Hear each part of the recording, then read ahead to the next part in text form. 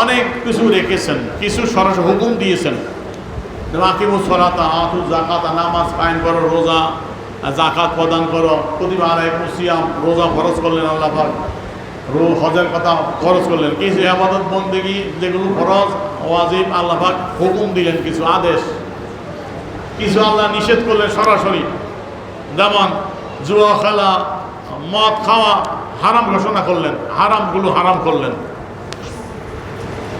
কিছু আল্লাহ পাক হুকুম না, কিছু মেসাল রেখেছেন, পূর্ববর্তী জমানার বিভিন্ন ঘটনা তুলে ধরেছেন। এই ঘটনাগুলো তুলে ধরেছেন কেন? আল্লাহ কোনো বেহুদা কাজ করেনি।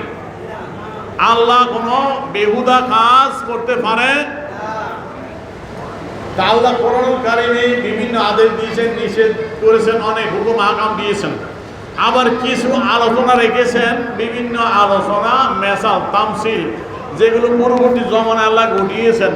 যেমন ফেরাউন, নমরুদ, কাফের মুশরিকরা কি করেছে, তাদের সাথে কি আচরণ করেছেন, আল্লাহ এগুলো রেখেছেন, যাতে ইবরত হাসিল করে মানুষ যে আল্লাহ নাফরমানি করলে আল্লাহ এমনি শাস্তি দেয়। আবার কিছু আল্লাহ ঘটনা রেখেছেন, বিভিন্ন ঘটনা, এই ঘটনা থেকে শিক্ষা নেওয়ার জন্য। যেমন হযরত খিজির আলাইহিস সালামের ঘটনা আল্লাহ কোরআনে রেখেছেন। মুসা আলাইহিস সালামের সাথে খিজির আলাইহিস সালামের যে মুআমালার ঘটনা, এটা রেখেছেন। তো ওখানে যে গোপন জিনিস ছিল আল্লাহ বুঝাচ্ছেন, গোপন জিনিস আছে, যেটা আমার ওলিদের ভিতরে রাজ, আমি গোপন রেখেছি। ওখানে আজকে না সুযোগ পেলে পড়ে যাওয়ার চেষ্টা করব। আজকে যে জিনিসটা বলবো সেটি হলো হযরত সুলাইমান আলাইহিস সালামের ঘটনা। হযরত আসিম বিন বরকিয়া হযরত সুলাইমান আলাইহিস সালামের দরবারের একজন আল্লাহর ওলি ছিলেন। হযরত সুলাইমান আলাইহিস সালাম দরবারে বসে বললেন, রানী বিলকিস আসতেছে। তা রানী বিলকিসের একটা সিংহাসন ছিল, মুলকে সাবা, রাজত্ব করতেন, রানী ছিলেন।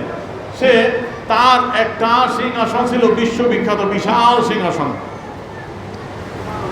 ওই সিংহাসনটা তিনি দেখাইতে চান, রানী আসার আগে নিয়ে আসবেন। তা রানী যেন একটু আশ্চর্য হয়। তা রানী সেই সিংহাসনটা অসংখ্য গেট তালাবদ্ধ রেখে আসছেন, নিরাপত্তা বাহিনী আছে। তার বিশ্ববিখ্যাত বিরাট সিংহাসন, ওজন অনেক, অনেক স্বর্ণরূপা দিয়ে কারুকার্য করা, বিশ্ববিখ্যাত শেষ একটা সিংহাসন। রানী বিলকিস রওনা দিয়েছে। মুলকে সাবা যাইতে লাগে 2 মাস, আসতে কয় মাস? 2 মাস লাগবে না? যদি মনে করেন সুলাইমান সালাম দরবার থেকে মুলকে সাবা যাইতে 2 মাস লাগে, তখন আসতে কয় মাস লাগবো ভাই? 2 মাস। তো 4 মাসের রাস্তা। এখন রানী বিলকিস আইসা পড়ছেন, 3 মাইল দূরে আছে। এখন সুলাইমান সালাম বলতেছেন, আমার সবাই কে আসো, আইয়ুকুম, তোমাদের কে আসো? রানী বিলকিসের সিংহাসনটা আনবা, সে আসার আগে আগে অকালে ইফরিত মিনাল জিন, জিনের সাথে ইফরিত দাঁড়ায় বলল, আমি আনতে পারবো। সময় কতটুকু? কামলা আনতা কুমা মিন মাকামি, আপনার এই সভা শেষ হতে যতটুকু লাগে, অথবা আপনার এখানে দাঁড়াইতে যতটুকু সময় লাগে, বা সভাটা শেষ হয়ে যতটুকু সময় লাগবো, আমি এর আগেই কামলা, এর আগে নিয়ে আসতে পারবো। এটা জিন। তো জিনকে আল্লাহ ক্ষমতা দিয়েছেন, যাওয়া আসা মুহূর্ত যাইতে যেতে পারে বিভিন্ন জায়গায়। তো সিংহাসনটা আগে আসতো, আগে তো এসে বললো, কারণ রানী বিলকিস 3 মাস দূরে আসলো। তাহলে এখানে উদ্দেশ্য আল্লাহ তার ওলির ক্ষমতা দেখানো। তো জিনের এটা প্রস্তাব গৃহীত হলো না। এখন আসিম বিন বরকিয়া আল্লাহর ওলি, রানী বিলকিসের সিংহাসন আনবেন কতটুকু সময়? রানী সুলাইমান সালামকে বললেন, আমি আনতে পারবো। কামলা আইয়ার তা দিলে গাও তার হুক, সময় কতটুকু নেবেন আপনি? জিনের মতো এত সময় আমি নেব না। কতটুকু সময়? কামলা আইয়ার তা দিলে গা তার হুক, আপনার চোখের পাতি মারতে, চোখের এইটা মারতে 1 সেকেন্ডও তো লাগে না। চোখের পাতিটা মারতে আইয়ার তা দিলে গা তার হুক, আপনার এই পাতি মারতে যতটুকু সময় লাগে চোখের, এতটুকু সময় না। কামলা এর আগে বলেন না সুবহানাল্লাহ, আল্লাহু আকবার, ইয়া রাসূলুল্লাহ সাল্লাল্লাহু আলাইহি ওয়াসাল্লাম, জিন্দাবাদ জিন্দাবাদ। যে আপনার তো রানী বিলকিস আসা তো অনেক দূরের কথা। জিনের সর্দার বলল, মসজিদ শেষ হইতে এতও না, আমি আনতে পারবো এরও আগে। কতটুকু? কাবলা ইয়ার তা দিলেই তার হুক আপনার চোখ খোলা এই বাতি মারলেন, একবার বন্ধ করলেন, যতটুকু সময় এতটুকু সময় নিব না, কাবলা তার আগে নিয়ে আসবো। বলেন না সুবহানাল্লাহ। বলতে দেরি সাথে সাথে সিংহাসন হাজির। তাহলে আসিফ বিন বরখিয়া বসা সাল্লাল্লাহু আলাইহি সাল্লামের দরবারে, যাইতে 2 মাস, আইতে 2 মাস, 4 মাসের রাস্তা, অসংখ্য গেট তালাবদ্ধ, সিংহাসন বিশাল ওজনের। কেমনে আনলেন বাইরা আমার? কইতে পারেননি কেমনে আসলো, কিভাবে আসলো? আমার আল্লাহ বলতেছে এখানে, আমার অলির চোখ তোমার চোখ মনে করিও না, আমার অলির কান তোমার কান মনে করিও না, আমার অলির হাত তোমার হাত মনে করিও না, আমার অলির পা তোমার পা মনে করিও না। পাইছেনি বাস্তব? আপনার আমার হাত এতটুকুই শেষ। আসিফ বিন বরখিয়া হাত ধরেছে নিয়ে আসছে। বলেন না সুবহানাল্লাহ। অলিদের আল্লাহ বা ক্ষমা দিলে আপনার আমার কি? আল্লাহ দিছে তার অলির ক্ষমতা, বন্ধুর ক্ষমতা। আপনি আমি হিংসা করার কি? আল্লাহ তার বন্ধুরে পাওয়ার দিয়েছে, ক্ষমতা দিয়েছে, সেই ক্ষমতার বলে অলিরা ক্ষমতাবান। আপনি আমি হিংসা করার কি, ষড়যন্ত্র করার কি? তাই গাউসে বাগের জীবনী করে আর আমাদের এক বক্তা কয় মদ খাইছে, এক হাতে মদের বোতল আর এক হাতে লিখছে। বলে নাউযুবিল্লাহ, এইসব হইতে পারে না। আর এই বেড়া কোরআন কি মদ খাই লিখছে? নাউযুবিল্লাহ মিন যালিক। তো কোরআন আসিফ বিন বরখিয়ার ঘটনা আল্লাহ বর্ণনা করলেন। তো আসিফ বিন বরখিয়ার ঘটনা কি আশ্চর্য নয়? তো কারামত কারে কয়? কারামত তো এই আদব বিরোধী, যেটা স্বভাব বিরোধী, যে স্বাভাবিক হইতে পারে না, এটার নাম হলো কারামত। যে অস্বাভাবিক কাজ, এটার নাম হলো কারামত।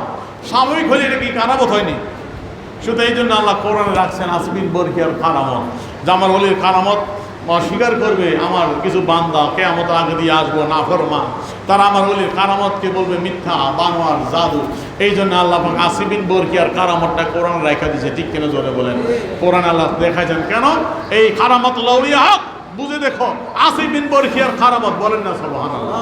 এই জন্য রাখছে ইবরত হাসিল করার জন্য। এই রূপে কিয়াস করে গাউসে বাগের কারামতকে মাফার জন্য। গাউসের কারামত শুনে আর কয় এটা তো হইতে পারে না, অসম্ভব। তা আজকে তো আর কোন দিকে যাইতাম, 1:15 বেজে গেছে ভাই। তাই হযরতে গাউসে পাক আব্দুল কাদের জিলানী রাহমাতুল্লাহ আলাইহি, আচ্ছা আরেকটা হাদিস যেটা বলছিলাম, হাদিসের ব্যাখ্যাটা করি আজকে। যে আল্লাহ রাসূল বলছে, আল্লাহ বললেন লা খাফুন আলাইহিম ওয়া লা হুম ইয়াহজানুন, তাদের ভয় নাই, ডর নাই। তাহলে ভয় ডর নাই কখন? কখন ভয় আর ডর নাই? কখন ভয় ডর নাই? যখন আমাদের কিছু বাইরা বলে অলির কাছে যাও, পীর মুর্শিদের কাছে যাও, পীর মুর্শিদ তো পীর সাহেবের বাড়ি দৌড়াও, ফিরে যেতে খবর থাকতো না কিয়ামতের ময়দানে ফিরে যেতে দৌড়ে উঠে থাকবো। কয়নি? কয় না যে ফিরের বাড়ি দৌড় মারো, ফিরে কি রু, ফিরে তো দৌড়ে উঠে থাকবো। তো ফিরের বাড়ি যাও কেন? মিয়া ভাই আমরা ফিরের বাড়ি কেন যাই শোনো। আল্লাহ বলতেছে আমার ওলিদের ভয় নাই, ডর নাই। তার ব্যাখ্যা আল্লাহ রাসূল বলতেছেন, আল্লাহর কিছু এমন বান্দা আছে যারা নবীও নয়, ওলিও নয়। আন ওমর রাদিয়াল্লাহু তাআলা আনহু قال قال رسول الله صلى الله عليه وسلم إن من عباد الله أناسا ما هم بأنبياء ولا شهداء يقبضهم الأنبياء والشهداء يوم القيامة بمكانهم من الله। আল্লাহ রাসূল বলতেছে আল্লাহর এমন কিছু বান্দা আছে যারা নবীও নয়, ওলিও নয়। কিয়ামতের ময়দানে আল্লাহ পাক তাদের এমন পজিশন দিবেন, এমন মর্যাদা দিবেন, তাদের মর্যাদা দেখে নবীগণ, শহীদগণ তাদের সাথে গিফতা করবে।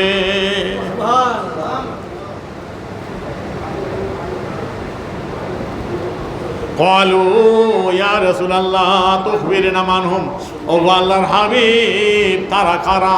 তারা আল্লাহর কেমন বান্দা একটু আমাদের অবহিত করেন। সাহাবায়ে কেন আরজ করলেন, ও আল্লাহর হাবিব আল্লাহর এমন বান্দা কারা, তাদের সম্পর্কে একটু আমাদেরকে অবহিত করেন, আমরা জানতে চাই।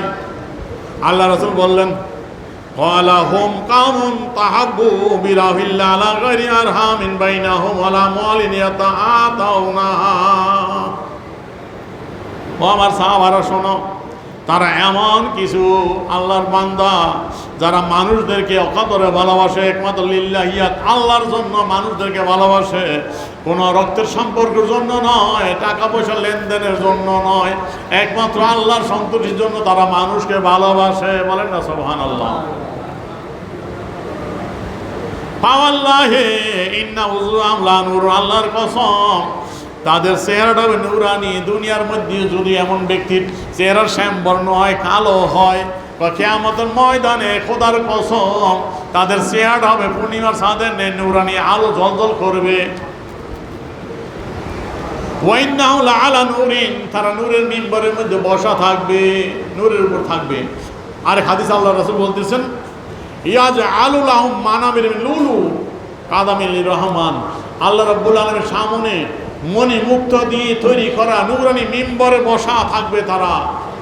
আল্লাহর সামনে নূরানি মিম্বরের মধ্যে মণিমুক্ত দিয়ে কারুকার্য করা মিম্বরের মধ্যে বসা থাকবে সেই বান্দারা। ইয়াফজাউন নাস লা ইয়াফজাউনা লা ইয়াফজাউনা ইয়াখাফুন নাস লা ইয়াখাফুনা, যখন মানুষজন কিয়ামতের ময়দানে ভীত সন্ত্রস্ত হয়ে পড়বে, ভয়ে কাঁপবে, কম্পমান, ওই সময় আল্লাহর ওই বান্দারা ভয়ে পাবে না, চিন্তিত হবে না। বলেন না সুবহানাল্লাহ। কিয়ামতের ময়দানে যারা আমার এই পরকালে কিতাবটা নিয়েছেন দেখবেন কিয়ামতের অবস্থা সেখানে দেওয়া আছে। কিয়ামতের বিভীষিকায় সকল মানুষ ভয়ে কম্পিত, ভয়ে ভীত, চিন্তিত, পেরেশানগ্রস্ত কি জানি হয়। আল্লাহ রাসূল বলতেছেন আল্লাহর ওই বিশেষ বান্দারা ওই সময় আল্লাহর সামনে নূরের মিম্বরে বসা থাকবে, তারা চিন্তিত হবে না, ভয়ও পাবে না। বলেন আলহামদুলিল্লাহ। আল্লাহ রাসূল এরপরে দলিল দিচ্ছেন, তারা তারা রাসূল বলেন তারপরে যাইয়া ইজা খাফান নাস লা ইয়াখাফুনা, মানুষ ভয় পাইলে তারা ভয় পাবে না। ওরা ইহা জানুন এই যে হাজিরান নাস, মানুষ চিন্তিত হলে তারা চিন্তিত পেরেশানগ্রস্ত হবে না। তারা আল্লাহর সামনে নূরের মিম্বরে বসা থাকবে শান শকত নিয়ে। কারা হাজির আয়া, তারা আল্লাহর আয়াতে কারিমা তেলাওয়াত করে বুঝলেন আল্লাহ যাদের কথা বলছেন তারা হলো এরা। আলা ইন্না আউলিয়াল্লাহি লা খাউফুন আলাইহিম ওয়া লা হুম ইয়াহজানুন। আল্লাহ যে আয়াতে কারিমা পড়ে তেলাওয়াত বুঝিয়ে দিলেন আল্লাহ যাদের কথা বলছেন আল্লাহর ওলি যারা, তাদের ভয় নেই ডর নেই, তারা হলো কিয়ামতের ময়দানে আল্লাহর সামনে নূরের মিম্বরে বসা থাকবে, কোনো ভয়ে ভীত হবে না, চিন্তিত পেরেশানগ্রস্ত হবে না। বলেন না সুবহানাল্লাহ।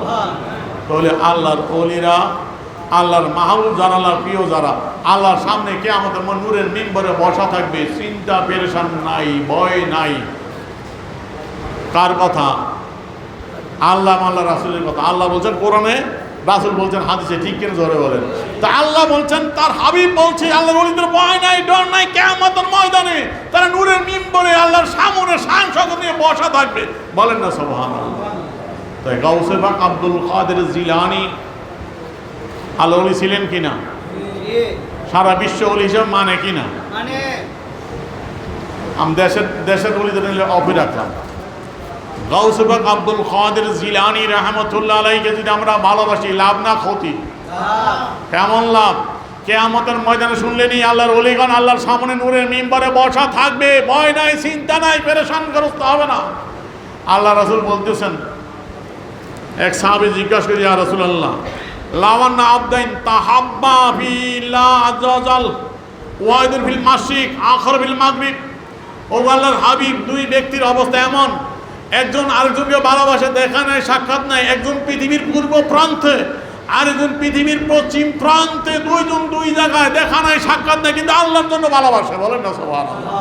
ভালোবাসে কেন? টাকা পয়সার জন্য না, যেটা বলছে আল্লাহ রাসূল, ওলিরা মানুষকে ভালোবাসে আল্লাহর জন্য। তো বলতেছে ভালোবাসে কেন?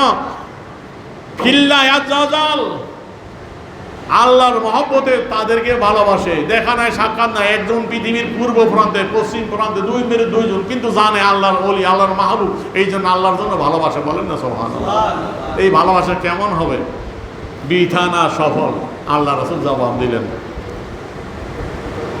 লা জামাল্লাহু বাইনাহুম ইয়াউমাল কিয়ামা ইয়াকুলু হাযাল্লাযী কুনতা তুহিব্বু ফিয়া। লা জামাল্লাহু বাইনাহুম ইয়াউমাল কিয়ামা, কিয়ামতের ময়দানে যে যাকে ভালোবাসে উভয়কে আল্লাহ পাক একত্র করে দিবেন। বলেন না সুবহানাল্লাহ। আল্লাহ পরিচয় করাই দিবেন। পরিচয় কে করাইব? আল্লাহ। লা জামাল্লাহু বাইনাহুমা, আল্লাহ উভয়কে, একজন পূর্ব প্রান্ত পশ্চিম, দেখা নাই, সাক্ষাৎ নেই, এক যুগে নাই, কিন্তু ভালোবাসে। কিয়ামতের মধ্যে আল্লাহ পাক উভয়কে পরিচয় করাই দিয়ে বলবেন হাযাল্লাযী তুহিব্বু ফিয়া, ওই আমার বান্দা আব্দুল রহিম, আব্দুল করিম, এই সেই আমার ওলি গাউসে পাক যাকে আমার জন্য ভালোবাসতা। বলেন না সুবহানাল্লাহ। কে পরিচয় করাইব? আল্লাহ পরিচয় করাইবেন। তা আল্লাহ রাসূল বলছে দেখা নাই সাক্ষাৎ নাই, গাউসে পাককে দেখেছি নি আমরা, আমাদের দেশে আসেনি। গাউসে পাক রয়েছে ইরাকের বাগদাদের জমিনে, আমরা বাংলার জমি থেকে গাউসে পাককে ভালোবাসি। শত শত বছর আগে তিনি ইন্তেকাল করে গেছেন, কিন্তু আমরা গাউসে পাককে ভালোবাসি কি ভালোবাসি না? শুধু গাজা গরিব নওয়াজকে ভালোবাসি কি ভালোবাসি না? ভালোবাসি। কেন? তিনি আল্লাহর ওলি ছিলেন, স্বীকৃত, ঠিক কিনা জোরে বলেন। এখন আল্লাহ বলতেছেন, আল্লাহর হাবিব বলছে কিয়ামতের ময়দানে তুমি যাকে ভালোবাসো দেখো নাই চিনো না এক যুগে না, কিন্তু ভালোবাসো আল্লাহর জন্য। আমরা কি আল্লাহর জন্য ভালোবাসি না, না টাকা পয়সা মার জন্য ভালোবাসি? তিনি আল্লাহর ওলি ছিলেন, তিনি ইসলামকে পুনর্জীবিত করেছেন, ইসলাম প্রচার করে গেছেন, সেই আল্লাহর ওলি, আল্লাহর মাহবুব, এই জন্য আমরা ভালোবাসি, ঠিক কিনা জোরে বলেন। রাসূল বলছে যে আল্লাহর জন্য ভালোবাসে কিয়ামতের ময়দানে আল্লাহ পাক তার সাথে তোমার পরিচয় করাইয়ে দিবে। লা জামাআল্লাহু বাইনাহুমা, উভয়ের মধ্যে আল্লাহ একত্র করবেন, বলবেন এই সেই গাউসে পাক, এই গরিবে নওয়াজ, এই হলো শাহজালাল ইয়েমেনি, যাকে আমি আল্লাহর জন্য ভালোবাসতাম। বলেন না সুবহানাল্লাহ। সেদিন হবে পরিচয়ের দিন। সুতরাং সেদিন গাউসে পাকের সাথে আল্লাহ আপনার পরিচয় করায় দেয়, আপনার ভয় আসেনি? আল্লাহর গাউসে পাক বসা থাকবে আল্লাহর সামনে শান শপথ নিয়ে নূরানি মিম্বরের মধ্যে। গাউসে পাকের সাথে পরিচয় করাইলো কি? যেন তোর ব্যক্তি না, আল্লাহ ও গাউসে পাক তোমাকে ভালোবাসতো আমার এই বান্দা। বলেন না সুবহানাল্লাহ। তাই গাউসে পাকের সাথে আল্লাহ পরিচয় করে দেন, গাউসে পাক আপনি ভালোবাসতেন। আপনি যদি ওই সময় বিপদে পড়েন, গাউসে পাক সাহায্য করবে কি করবো না? শাফাত করবে কি করবে না? আরে বেটা, গাউসে পাক তো দূরের কথা, একজন মুমিনও শাফাত করবে। আমার এই কিয়ামতের কিতাব, পরকালে কিতাব যারা আছে পুরোটা পড়লে পাইবেন, কিয়ামতের অবস্থা শাফাত কারা করবে। শাফাত করবে নবীরা, শহীদগণ, অলিগণ, আলেমগণ, সাধারণ পাবলিকও শাফাত করবে। পেয়ার হাজিরিন, শাফাত আল্লাহর ওলিরা কেমনে শাফাত করবো, সব দেওয়া আছে ভাই। তাহলে গাউসে পাককে ভালোবাসলে তো শাফাত মিলবো কি মিলবো না? এই জন্য আমরা ওলির বাড়িতে দৌড়াই, কিয়ামতের ময়দানে ওলিদের ভয় নাই, ডর নাই, ঠিক কিনা জোরে বলেন। আল্লাহর ওলিরা আল্লাহর সামনে নূরানি মিম্বরে বসে থাকবে, তাদের ভয় নাই, ডর নাই। তারা তার আশেকদেরকে সুপারিশ করে করে জান্নাতে নিয়ে যাবে, ঠিক কিনা জোরে বলেন। এই জন্য আমরা ওলির দরবারে যাই, ঠিক কিনা জোরে বলেন। সুতরাং বাকি আলোচনা আজকে আর যেতে পারলাম না, দুঃখিত, এমনি সময় নিয়ে ফেলছি। আগামী ইনশাআল্লাহ গাউসে পাকের উপরে যাব, ওলিদের বাকি আলোচনা করব। ওলিদের উপর আমাদের জানা দরকার আছে কি নাই? সুতরাং আল্লাহ পাক আমাদের ওলিদের সম্পর্কে জেনে বুঝে সে অনুযায়ী আমল করার, চলার তৌফিক দিক। সকালে বলি আমিন। আমা আলাইনাল বালাগ। আসসালামু আলাইকুম ওয়া রাহমাতুল্লাহি ওয়া বারাকাতুহু।